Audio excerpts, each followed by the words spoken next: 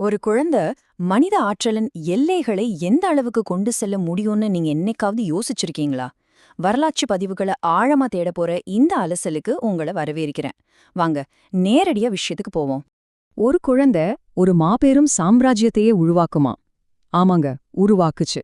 ஒட்டுமொத்த இந்திய வரலாற்றையே முற்றிலுமாக மாற்றியமைத்த தமிழ்நாட்டின் பெருமை சோழர்களின் சிங்கம். அவர்தான் முதலாம் ராஜராஜ சோழன். இவர் ஏதோ சும்மா வாழ்ந்துட்டு போன ஒரு சாதாரண மன்னன் கிடையாது. ஒரு பிரம்மாண்டமான பேரரச உலக வரைபடத்துல ரொம்ப ஆழமா பதித்தவர். நம்ம ஊர்ல பொன்னியின் செல்வன் நாவல படிக்காதவங்களோ இல்ல அந்த படத்தை பார்க்காதவங்களோ ரொம்பவே கம்மிதான் இல்லையா? அந்த புனைவு கதை நிஜமாவே பிரம்மாண்டமானதுதான். ஆனா உண்மையான வரலாற்று ஆவணங்களை நம்ம தேடி பார்க்கும்போது ஒரு விஷயம் நல்லா புரியுது. ராஜராஜ சோழனோட உண்மையான வாழ்க்கை இருக்கே, அது எந்த ஒரு கற்பனைக்கும் எட்டாத ஒரு மாபெரும் வீரகாவியம். சொல்லப்போனா நாவலை விட நிஜம் பல மடங்கு அதிசயமானது. முதல்ல அவருடைய ஆரம்ப வாழ்க்கை, அதாவது ஒரு இளவரசனின் எழுச்சி எப்படி இருந்துச்சுன்னு பாப்போம். கிபி 947ஆம் ஆண்டு அருள்மொழிவர்மனாக அவர் பிறக்கிறார். சும்மா சொல்லக்கூடாதுங்க, சிறு வயசுலிருந்தே அசாத்தியமான வீரமும் கூர்மையான புத்திசாலித்தனமும் அவருக்குள்ள இயல்பாவே அமைஞ்சிருந்தது.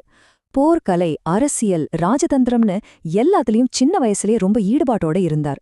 வாழ்வீச்சிலையும் சரி, அறிவு கூர்மையிலையும் சரி, அவருக்கு நிகர் அவரே அப்படிங்கிற நிலைமை அப்பவே உருவாயிடுச்சு. இவர் வெறும் ஒரு சாதாரண இளவரசனா மட்டும் வளரல, வருங்கால பேரரசை தன் தோள்கள்ல சுமக்க பிறந்த ஒரு மகாதான தலைவராவே வளர்ந்தார். சரி, அடுத்து மிக முக்கியமான பகுதி, போர்கள் மற்றும் அவருடைய கடல் கடந்த வெற்றிகள்.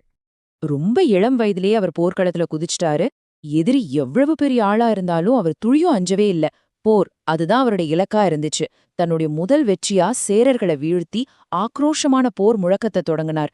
காந்தலூர் சாலை போர். இதுல அவர் பெற்ற வெற்றி ஒட்டுமொத்த தென்னகத்தையே அப்படி திரும்பி பார்க்க வச்சுது. ஆனா இது வெறும் தொடக்கம் மட்டும்தாங்க. சேரர்களுக்கு அடுத்து பாண்டியர்கள். வரலாற்று தரவுகள் இத மிக தெளிவா காட்டுது. அவருடைய ஆரம்பகால படையெடுப்புகள் எதிரிகளை பார்த்து நடுங்க வச்சது.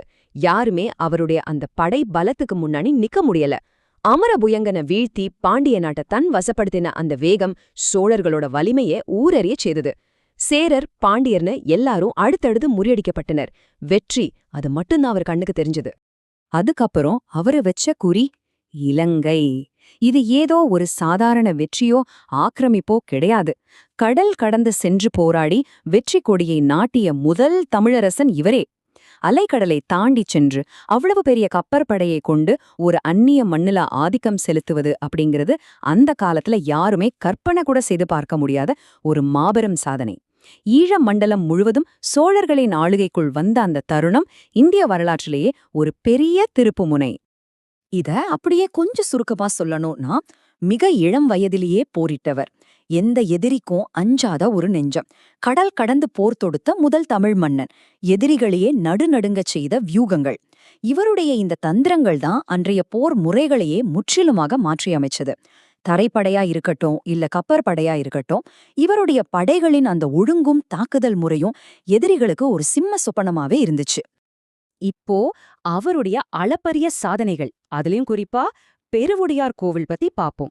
அவர் கட்டி எழுப்பிய அந்த சாம்ராஜ்யம் இருக்கே, அது ஒட்டுமொட்ட இந்தியாவின் மிகப்பெரிய பேரரசுகள்ல ஒன்று. பல தேசங்களை உள்ளடக்கிய ஒரு மாபெரும் நிலப்பரப்ப ரொம்ப வெற்றிகரமா தன்னுடைய ஒற்றை குடையின் கீழ் கொண்டு வந்தார். ஒரு பக்கம் துங்கபத்ரை நதியில ஆரம்பிச்சு இலங்கை வரைக்கும், இன்னொரு பக்கம் மாலத்தீவுகள் முதல் கலிங்கம் வரைக்கும் சோழர்களின் புலிகொடி ரொம்ப கம்பீரமா பறந்தது. இந்த எல்லையற்ற நிலப்பரப்பு அவருடைய அந்த முடிசூடா அதிகாரத்துக்கு ஒரு பெரிய சாட்சி. இதெல்லாம் ஒரு பக்கம் இருந்தாலும் அவருடைய முத்தாய்ப்பான சாதனைனா அது தஞ்சாவூர்ல அவர் கட்டிய பெருவுடையார் கோயில். 1000 ஆண்டுகளை தாண்டியும் இன்னைக்கு வரைக்கும் உலகமே வியந்து பாக்குற ஒரு அதிசயமா ரொம்ப கம்பீரமா நிமிர்ந்து நிக்குது. அதோட ஒவ்வொரு கல்லுலயும் அவருடைய பக்தி, கலைத்திறன், அப்புறம் அந்த தொலைநோக்கு பார்வை எல்லாமே புதிஞ்சிருக்கு. இந்த பிரம்மாண்டமான கோபுரத்தின் நிழல்ல மக்கள் எந்த வறுமையுமின்றி ரொம்ப செழிப்பா வாழ்ந்திருக்காங்கங்கிறத வரலாற்று சான்றுகள் ஆணித்தரமா உறுதிப்படுத்துது. கலை, கலாச்சாரம், ஆன்மீகம்னு எல்லாத்தோட உச்சமா இந்த கோவில் திகழுது. அடுத்து சோழர்களின் பொற்காலம்னு சொல்லப்படுற அந்த சிறந்த நிர்வாக அமைப்பு பத்தி அலசுவோம். ராஜராஜ சோழன் ஒரு அஞ்சாத போராளி மட்டுமில்லங்க, ஈடு இணையற்ற ஒரு நிர்வாகியம் கூட. முதலாவதா நாடெங்கிலும் மிகத் துல்லியமான நில அளவீட்டு முறைய கொண்டு வந்தார். ஒவ்வொரு அங்குல நிலமும் அளக்கப்பட்டு சரியா தரம் பிரிக்கப்பட்டது. இரண்டாவதா, எளிய மக்களையும் பாதிக்காத வகையில ஒரு நேர்த்தியான வரி அமைப்பை உருவாக்கினார். வசூலிக்கப்பட்ட வரிகள் எல்லாமே திரும்ப மக்கள் நலனுக்காகவே செலவிடப்பட்டுச்சு. மூணாவதா, கடல் வாணிகத்தையும் பாதுகாப்பையும் உறுதி செய்ய ஒரு மாபெரும் கடற்படையை உருவாக்கினார். அது மட்டும் இல்லாம உள்ளூர் பஞ்சாயத்துகளுக்கு தன்னாட்சி வழங்கி அப்பவே ஜனநாயகத்தின் ஆணிவேர வலுப்படுத்தினார். இதெல்லாம் தான் அவருடைய அந்த தீர்க்க தரிசனமான ஆட்சி திறனுக்கு மிகப்பெரிய அடையாளங்கள். இந்த தொலைநோக்கு சீர்திருத்தங்களின் விளைவு என்னாச்சு தெரியுமா? அந்த காலகட்டத்தையே சோழர்களின் பொற்காலம் அப்படின்னு வரலாற்று அறிஞர்கள் இன்னைக்கும் ரொம்ப பெருமையா சொல்றாங்க. பொருளாதாரம், வர்த்தகம், விவசாயம்னு அத்தனை துறைகளிலும் நாடு செழித்தோங்கியது. அதுதான் சோழ வளத்தின் மறுக்க முடியாத உச்சகட்டம். ஒரு பேரரசு எப்படி நிர்வகிக்கப்படணும் என்பதற்கு ஒட்டுமொத்த உலகர்க்கே ஒரு இலக்கணமாக அவர் திகழ்ந்தார். இப்போ நாம இந்த வரலாற்று அலசலோட இறுதி பகுதிக்கு வந்துட்டோம். உண்மையான பொன்னியின் செல்வன் யாருங்கிற முடிவுரை. ஒரு சாதாரண மனிதன் ஒரு மாபெரும் பேரரசை உருவாக்கினான். 1000 வருஷங்கள் கடந்தும் காலத்தை வென்று அவருடைய பேர் இன்னைக்கும் வரலாற்றுல மிக கம்பீரமா ஒலிச்சுக்கிட்டே இருக்கு. அவர் வென்ற நாடுகள் பல இருக்கலாம், அவர் கட்டிய கோவில்கள் பல இருக்கலாம். ஆனா அதையெல்லாம் விட ரொம்ப முக்கியமானது, காலங்களைத் தாண்டி ஒவ்வொரு தமிழர் மனசுலயும் அவர் புடிச்சிருக்கிற அந்த அழியாத சிம்மாசனம்தான். அவர்தான் உண்மையான பொன்னியின் செல்வன். வரலாற்று தரவுகளை தோண்டி எடுப்பது எவ்வளவு சுவாரஸ்யமானது அப்படிங்கறத இந்த அலசல் கண்டிப்பா உங்களுக்கு காட்டியிருக்குன்னு நம்புறேன். இந்த மாபெரும் பேரரசனின் சரித்திரத்தை மறக்காம ஞாபகம் வச்சுக்கோங்க. மீண்டும் இதுபோன்ற வரலாற்று பதிவுகளை உயிர்ப்பிக்கும் மற்றொரு தேடலில் உங்களை சந்திக்கிறேன்.